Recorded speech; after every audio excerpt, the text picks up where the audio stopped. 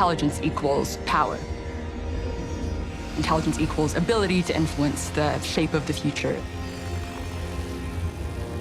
If you look at us in the world today, we are definitely shaping our own future. And we're shaping the futures of other species around us, too. Birds, fish, whales, even primates, they have no chance at being able to shape the world around them when humans are around, because we are a very intelligent species, and the most intelligent species that the world has seen to date.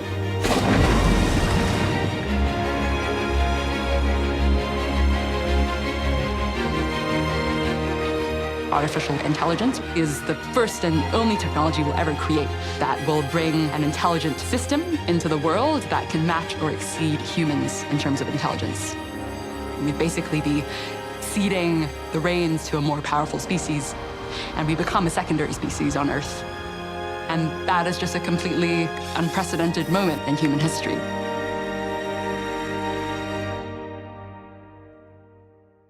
AI is basically just a type of system that is carrying out a thing that you would call an intelligent task. We have AI systems around us today.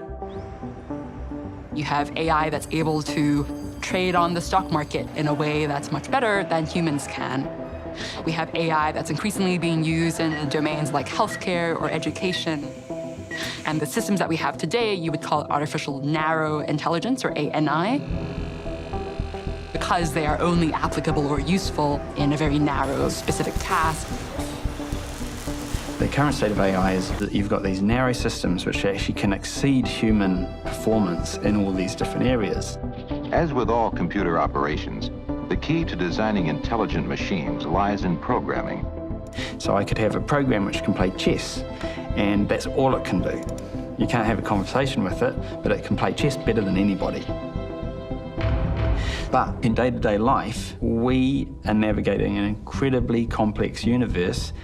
There's many, many different ways that we have to respond, socially, emotionally, physically, whatever we're doing. We have to cope with all of these factors that life's throwing at us. A person can juggle while reciting Shakespeare, communicate abstract ideas while surfing. We can use imagination to achieve incredible things. We can do math and English, and we can sing and dance, and we can ride bikes, and we can dream dreams. And that is a very general form of intelligence, and it also means that we can learn new tasks that we haven't been competent at before. And we are the only instantiation of a general intelligence on Earth at this point in time. And basically, we are talking about creating an artificial version of the general intelligence that we are. Probably before the end of this century, we will be able to construct computers or artificial intelligences which can go out on their own and develop lines of thought irrespective of any programming, and which may, in principle, be more intelligent than we are. The reason why AGI is potentially so amazing, but the reason why it's also potentially terrifying from an existential threat standpoint, is because it is the only time at which we're going to create something that is more powerful than us. And from there onwards, life as we know it is going to be shaped by the more intelligent species on the planet. One of the most common misconceptions is that you only have to worry about AI if it has a body. Robots, hinges and motors, that's old technology. It's the intelligence itself that gives the power. I can count on my fingers. 2, 3, 4. I know many very smart people who think that superhuman intelligence will never arrive because it's somehow impossible. And usually it's because they think that intelligence is something mysterious that can only exist in human minds. I view that as just carbon chauvinism. I'm quite convinced that intelligence is actually all about information processing, and that it doesn't matter whether the information is processed by carbon atoms in neurons in brains or by silicon atoms in computers. If it can happen, will it?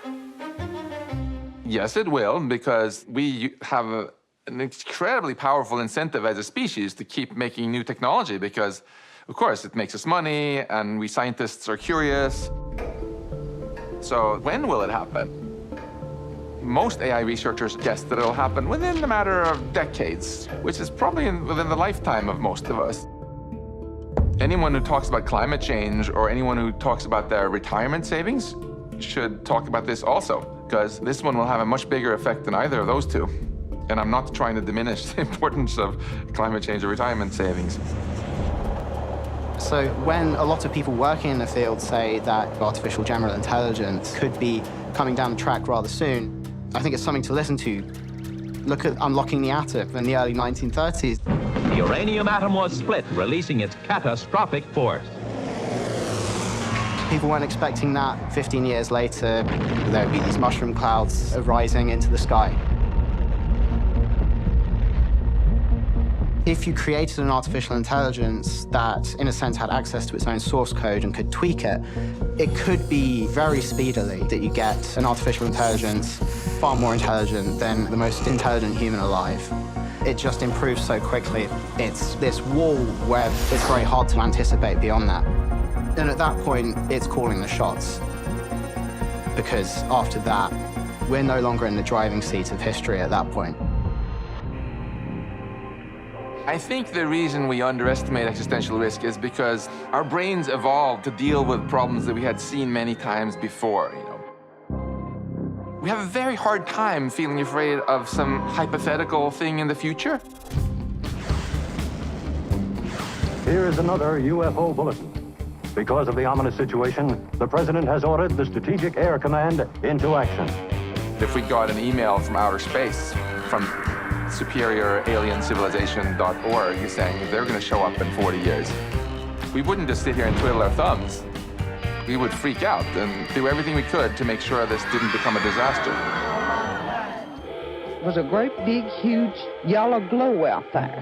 Looked like a big cigar shape with light lit from both ends. It's quite likely that we will get the superior intelligence arriving on this planet on the same timescale. It's just that we're going to build it, which means what we do now has a huge impact on whether it's going to be the best thing ever or the worst thing ever.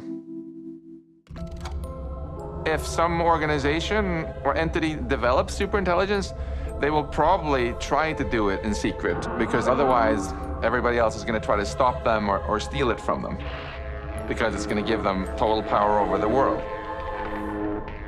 If you look at who's developing things that look closest to AGI today, for the most part, it is really big companies or really big private organizations. We were the original microcomputer software company. We got started in 1975. We started Apple because we wanted the product ourselves. Probably the headline dynamic is competition, really. And you're seeing a lot of competitive dynamics crop up between private companies and nation states. What our goal is to be one of the world's strongest brands. And competition is this kind of constant pressure forward, where folks think that it's very important to become the first one to deploy AGI. At the moment, we've got a handful of companies, mainly based out of Silicon Valley, that control all the world's information, all the world's social contacts, all the world's buying habits, all these different things. You need gazillions of dollars in order to build those server farms, and it's impossible for anybody to compete with those companies. So we have created juggernauts. If you have a digital elite and you can build an artificial intelligence and you go, okay, we want to use this to manipulate these people's data to make them change how they're voting, you have created private companies that have more control than governments. If you feel it sounds outlandish that there could be some sort of algorithm out there that's so powerful that it can go and do things that really screw people over, we already have that. It's called the corporation. There have been many examples of tobacco corporations, asbestos corporations, and so on, who did things which in hindsight were really not good for humanity. Not because the people there were evil, but because the corporation itself had a sort of higher level of intelligence. It had its own goals to make money, And it then coerced all the people within the organization to say the right thing and do the right thing. Yes, for smoking that you're bound to like, you just can't beat a lucky strike. I suppose if I'm going to die, I might as well do it for my country. That's the spirit. This should be a wake-up call that if we're not careful, we can do that on a much more massive scale with artificial intelligence. Big tech industry need regulations just as much as the car industry needed to be forced to put seatbelts in cars.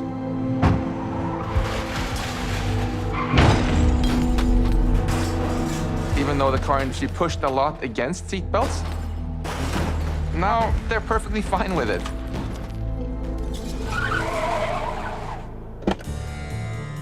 As a matter of fact, because there were seatbelts and other safety features, people started to lose this fear of driving, and they were able to sell much, much more cars. We don't really understand, as individuals, how artificial intelligence is already shaping our lives. We don't really know who controls this stuff, what they know about us, what they're doing with the information. And every time I go on the internet, a profile is being built of me and my consumer desires and other kinds of desires and so on. Now we've got voice assistants in people's homes. And a voice assistant is basically a box which is listening in all the time, but you don't know it's listening. You would expect that if you're having a private conversation, you expect it to be private. We don't really see the value in what they're taking from us. It's like, oh, someone is stealing the carbon dioxide that I breathe out as I walk around. Well, you know, it's not of that much value to me anyway. I just produce it as I walk through the world. We need to see our data as a resource. Producing this thing almost as labor. That's something you produce by working and living your life and having the relationships that you do, and that's not the property of someone else. Data rebellion, the radical arm of the anti-data surveillance movement, has defied government bans with a day of global protest. The aim is to shut down dozens of cities around the world. The data trade is now a $1 trillion industry. The group's message is that personal data is a resource owned by individuals and is not free for the taking. With big tech companies and governments accused of breaching basic human rights by capturing personal data without consent or compensation. While cities around the world grind to a halt, some say the group's tactics are testing public tolerance for disruption in a world that's become accustomed to surveillance capitalism.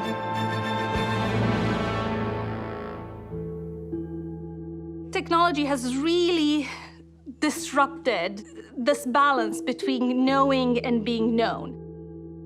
The moment you invade the private space of a person by understanding their beliefs, their attitudes, how they vote, how they shop, gives you incredible power. And who we want to entrust that power to is very important.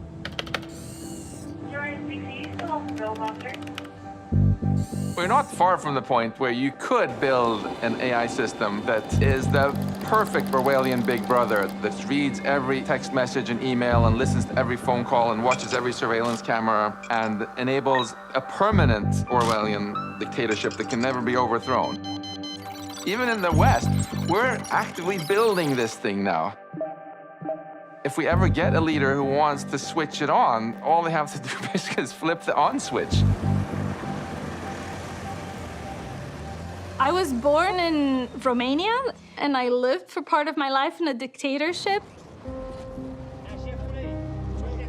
So for me, thinking about dystopia is something that I sort of easily relate to. So I have a strong history of what it means to live under surveillance, because one of the realities of my childhood was that the government knew everything. And I think all of this could have been so much more amplified by technology, and that scares me. Because for us, it was mostly, oh, the neighbor is going to inform the secret police. But now it can be your Alexa or your surveillance camera in the lobby. In the past, whenever dictatorships have been overthrown, it's always been because those who did the overthrowing had a certain amount of privacy and were able to organize. Libertate. Libertate. Libertate. Libertate. But if there are surveillance cameras everywhere and every single phone call and text message and communication you do is recorded and analyzed by an AI, how are you possibly going to organize some kind of overthrow of the powers that be?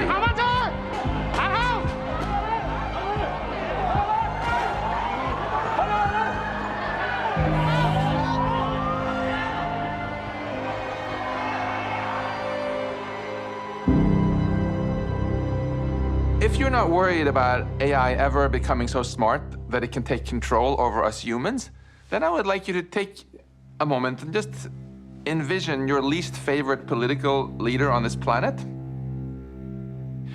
And imagine that they come into control of this AI that's so powerful that they can dominate all of Earth with it. How do you feel about that? So the first thing we should worry about is not AI itself,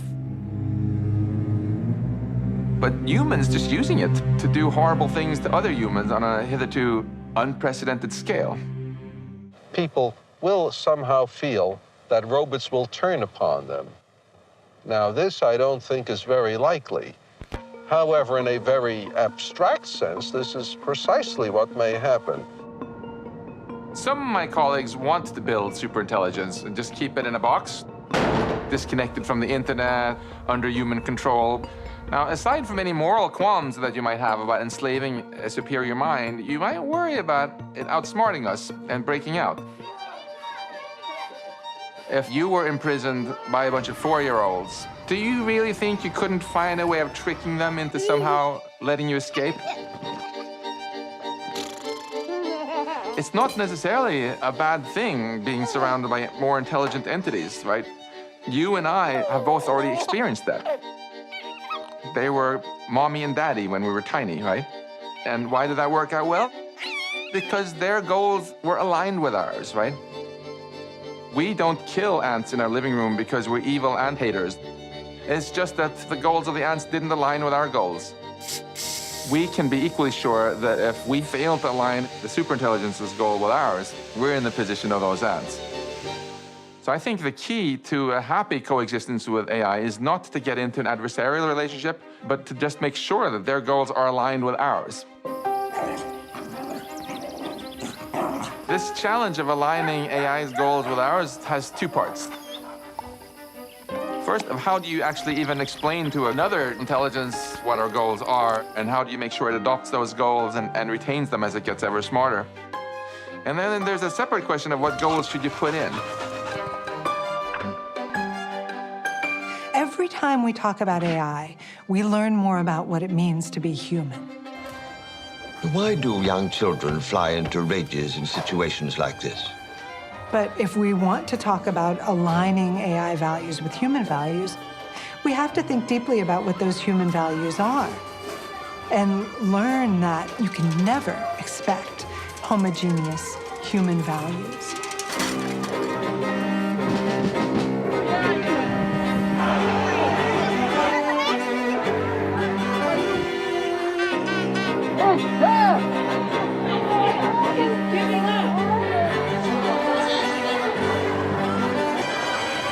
Essentially, the question is AI culturally and ethically neutral? And the answer to that is it's not.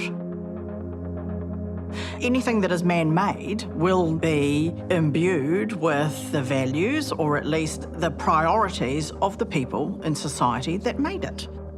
We do tend to react more favourably to people that look like us, that speak our language, that share our values. That's the presumption that our brains make. And then the byproduct of that is that where there is difference, there tends then to be a bias.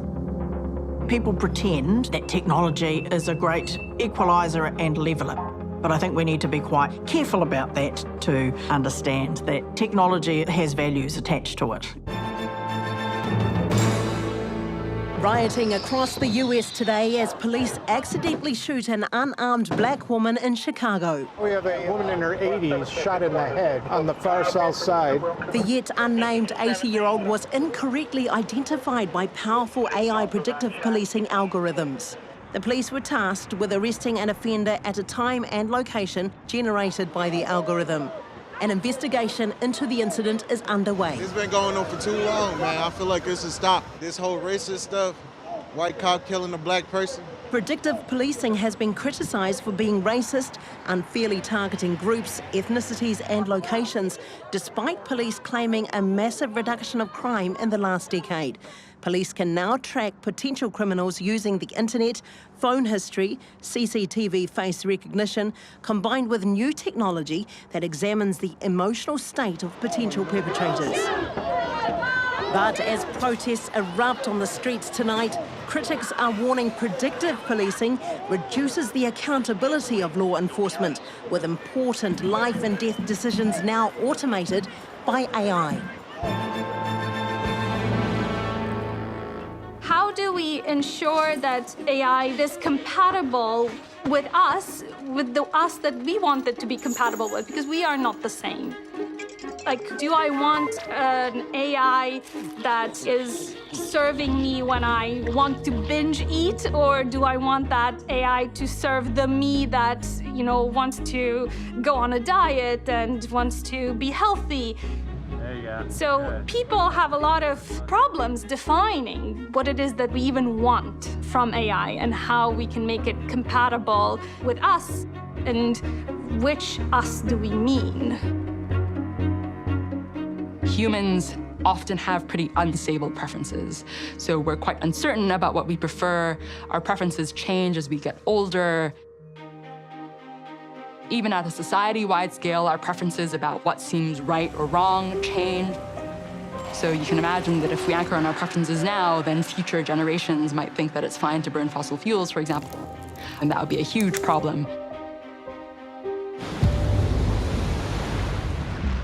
Many of my friends tell me that it's futile to even talk about this because people in different cultures and even from different political parties have such different goals, they're not going to agree on anything. But that's actually nonsense. Most humans agree that they would rather not have the species go extinct, for example.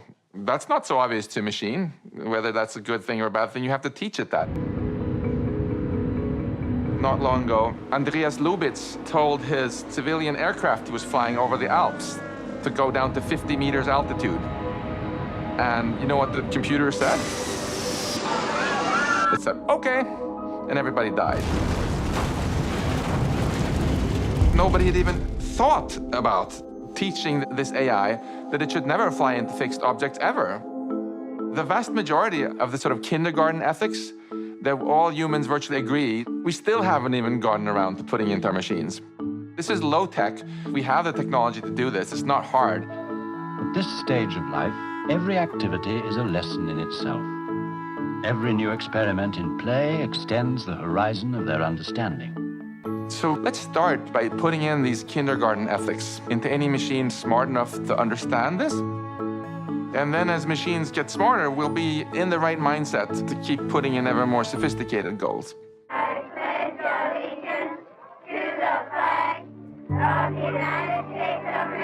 I'd love to have a governing constitution that says, look, here are the bounds, and here are the things that we care the most about preserving. Here's our expectations for how we will be making decisions that have this amount of magnitude and this amount of flow-over effects into the rest of the world. People look to constitutional norms to answer the question, what do most people think is morally right? So I think it would be a very good thing for us to crowdsource a constitution for humanity. There's something about the wisdom of crowds. I don't think it would be all that difficult to run an expert-facilitated, crowdsourced constitution-making exercise that could give us some really first-rate rules about what we should present to the super-intelligent AI when it arrives. If you look to the Americans, the founding fathers, The Constitution was a very influential document. It's had these vast rippling effects on history. You know, you can discuss, you can debate what they are and how good they are, but the idea that that Constitution has had this propagating effect, you can't deny that. What I think would be a thing to put as the centerpiece of any kind of constitution for the future to pass down would just be that ability to correct our errors. That ability for intelligence to realize when it's gone wrong and then to make up for it. We know that humanity is committing moral atrocities right now, but there are also ones that we probably aren't even aware of. So what I would put as the centerpiece of any kind of constitution for the future would just be to stress that ability to correct our errors and realize where we're going wrong and make up for the moral tragedies of the past and also the future.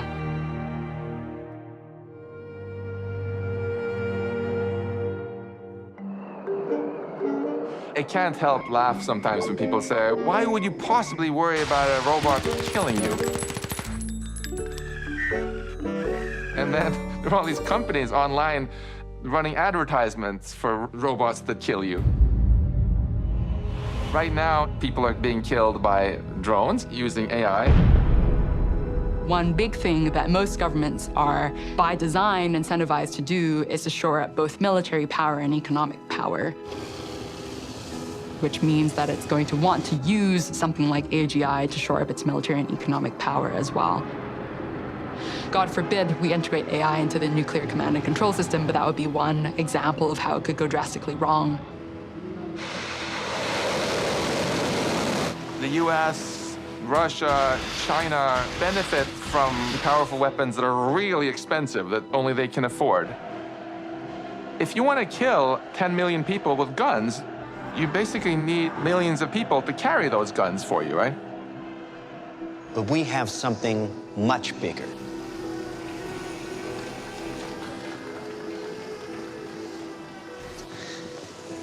Your kids probably have one of these, right? Not quite. If we get an arms race in lethal autonomous weapons or slaughter bots, then we're going to have these incredibly powerful weapons that weigh as much as a smartphone, cost as much as a smartphone. This would be much, much worse than guns, because if you want to kill that many people automatically, a handful of people can just press a button. This is also like the ultimate obedient army in the future.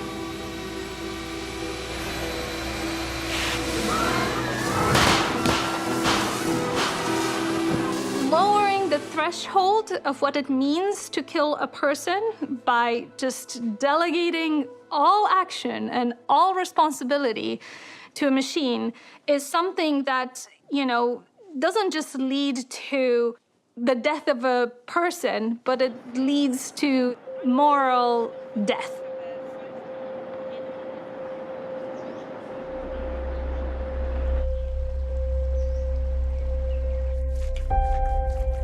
We have completely relinquished not just our responsibility, but our actions and our decision-making.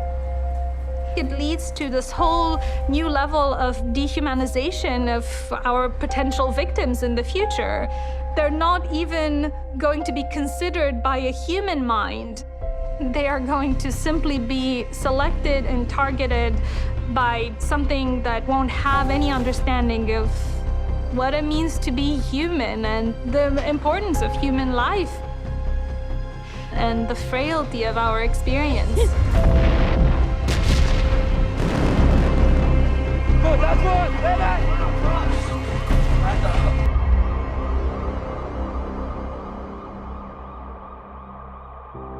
Machines will never, ever be able to fully simulate humans because they will never understand human suffering.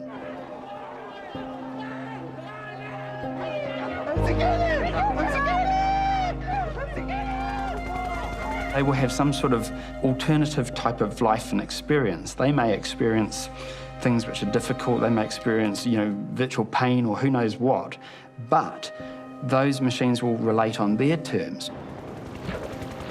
If we're going to cooperate with intelligent machines in the future, then we need to understand the basis of human cooperation. Because human cooperation is the most powerful force in history. And it has enabled us to do all kinds of incredible things, which are actually the result of human cooperations. You know, to make medicines, put people on the moon. So it's not just one human brain, it's all these different human brains working together. 40 feet down, 2.5. In order to create a machine that you can really cooperate with, the more human-like it is, the more intuitive and natural it is to communicate. So I was wanting to build a brain model and put it in a character. Then I was thinking, well, what face shall I use? You know, I was spending so much time with my real daughter that I thought, oh, that's perfect, because metaphorically, she's representative of the level of learning that we're looking at. Most of our learning when we're young is social learning. We're learning from parents or caregivers about everything to do with the world. One of the goals of Baby X is really trying to build a truly autonomous model. So that touches on the notion of free will. What's this, baby? What's this? What's this? Good girl. Now see if she knows what the word is. Okay, baby, look over here. Okay, what's this? What's this? Good girl. The model is actually kind of deciding what it wants to do. Baby, over here, what's this? And it can be distracted by different things and may not want to talk to you right now. Baby, over here, over here. And one of the most profound mysteries is the mystery of consciousness. As all these elements come together, can we get a sense of something that is actually aware of its environment? Where is the doggy? Doggy. Good.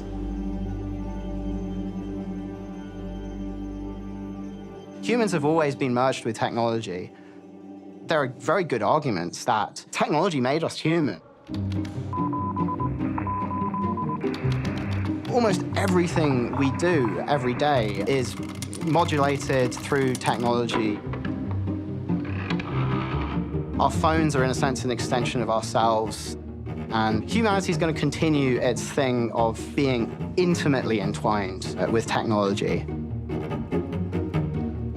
Now it's going to become what we now would see as uncomfortable or strange or bizarre.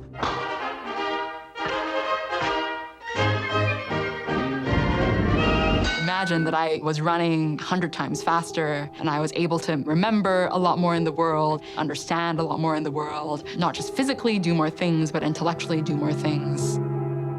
And that is totally liberating in a way that is completely wild to the imagination as it is now. We will have human beings who will make more and more use of artificial organs, of metal and plastic, artificial hearts, artificial kidneys, artificial lungs. In short, we may have a society in which human beings will drift away from the total organic toward the metal. Transhumanism is this idea that we can use technology not just to change and conquer the natural world and the environment, but also that we can use technology to change ourselves and to enhance ourselves, to prolong our lives, to make ourselves better people, to enhance our cognitive capacities, and so on. At the center of transhumanism is a kind of anxiety, I think, which is the anxiety of obsolescence. The idea that we're going to sort of price ourselves out of the market intellectually by developing these machines that are going to be able to outthink us and outmaneuver us. And we'll be basically irrelevant and maybe endangered. In order to avoid that, we need to merge with technology. We need to become the machine. We're not just here to do high-level maths. I think there's a lot more going on within humans than solving problems and thinking rationally. And that seems to me to be a basic misunderstanding of, what's valuable about being alive. Ultimately, transhumanists tend to talk about the eradication of death through technology. And despite the veneer of like extreme futurism and sort of high tech, the idea that we might be able to evade death is as old as humanity itself.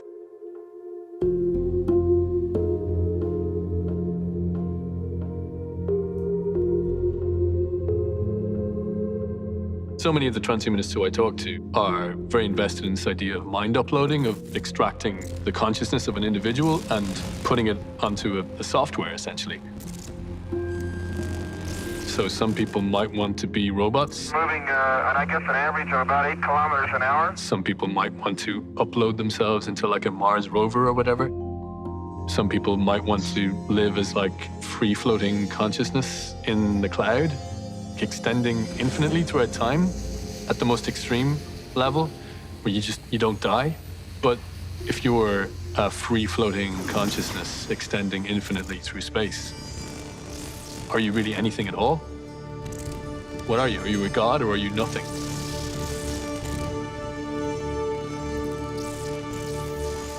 It's a branching in what evolution has been so far.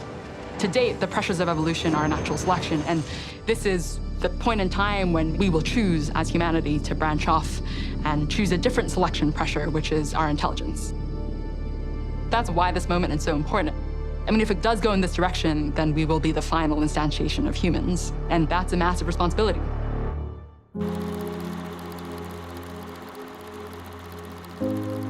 Most people would look at the agricultural revolution and the industrial revolution and say, look, that was a total step change in our quality of life.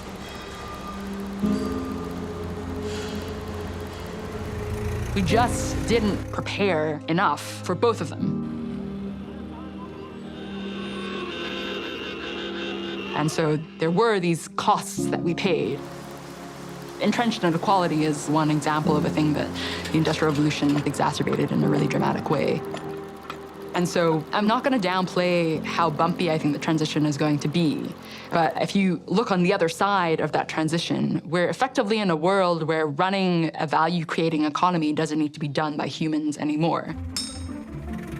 When you replace a worker by a machine, the income that used to go to that human, who wasn't very rich, instead went to the owner of the machine. That very naturally leads to a situation where the rich get richer and vice versa. The obvious solution to this, if you like equality, is to just make sure the government collects enough tax from this ever-growing pie that it can make sure that everybody gets better off. Because there's almost no limit to how much wealth we can produce with the help of machines. Work is a huge part of our identity. Brown's line. For a good part of human history, we've really valued people based on what they can produce. The more we develop technologies that replace us in some of these work environments, the more we need to think about what is the purpose of the human life and of the human being. Jobs give us income, they give us purpose, they give us friends. If we can find a way of getting all those three without jobs, I don't think we're going to miss the jobs very much. The key thing is to really think hard, though, about what sort of society we want to create so that people will still feel they have that sense of purpose. What sort of society would we really be excited in living in? And I think people don't spend nearly enough time thinking about positive visions for the future with technology. We may well be enlightened in ways which we don't even understand at the moment because people don't have that capacity. Imagine being able to chat with a super-intelligent being about some of the mysteries of life. Imagine talking to a machine about, well, what was it like flying around the internet?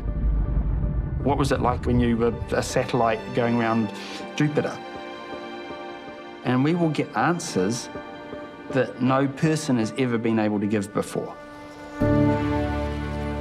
There are a lot of different things that AI could do for us. Imagine you could replicate incredibly intelligent humans. You could deploy them to solve any problem overnight while you're asleep, like it's that fast. So for example, poverty and being able to distribute resources in appropriate ways, climate change, climate technology, decarbonizing the economy, and then you can graduate to just harder technical tasks. Like for example, how do we get to different planets?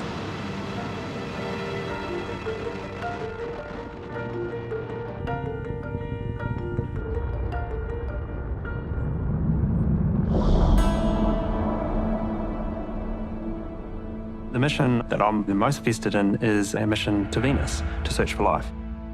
And that's really, a full circle for me, standing back as a young child looking up at the stars on a really clear night in the bottom of the South Island with my father. And the realization as he was pointing out to me those stars, that those stars have planets around them. And those planets could have somebody just like me looking back and asking the same question.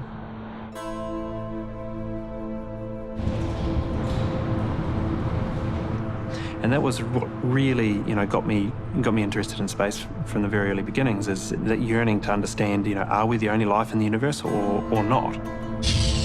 Always promised myself if I ever had the opportunity to go and do something like that I would do it.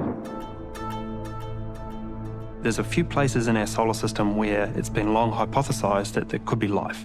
And in the clouds of Venus, there's a really interesting spot. It's about 50 kilometers altitude where the environment is temperate enough for primitive forms of extreme life to survive. If I got one question in my entire life and somebody would give me the answer, my question would be, are we the only life in the universe? People have this very strong intuition ahead of evidence that if it looks like somewhere could have life, then it will have life.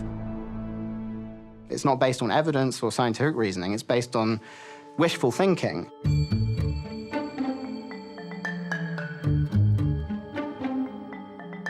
In the 60s, SETI, the search for extraterrestrial intelligence, begins. Originally, people had very optimistic hopes they were going to log into this, populous, thronging universe filled with conversation. And they just heard silence back. There's lots of suns bathing uninhabited, inorganic planets with loads of energy and nothing interesting's happening. The cosmos seems quite silent. So we can't take for granted anymore that the universe is filled with other intelligences. That's not to say that we are the wonder of the whole universe, but as far as we know, we are the only thing that can find the universe wonderful. Life is incredibly cosmically rare, and humans, it's the only thing that could spread it elsewhere. We have the potential to be this spark plug that could create this transition from a currently inorganic universe into one that's filled with life, and potentially the richness of consciousness.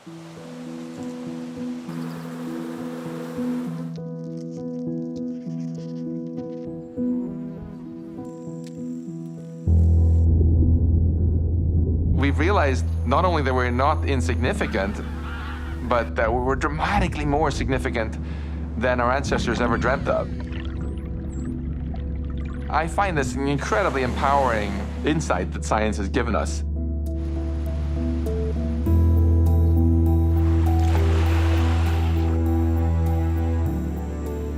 We know this planet can be a very nice place to live for hundreds of millions of years, unless we screw it up. And if we want to live longer than that, there's absolutely no reason we can't use artificial intelligence to go to other solar systems and other galaxies. Life can flourish for billions of years throughout the cosmos.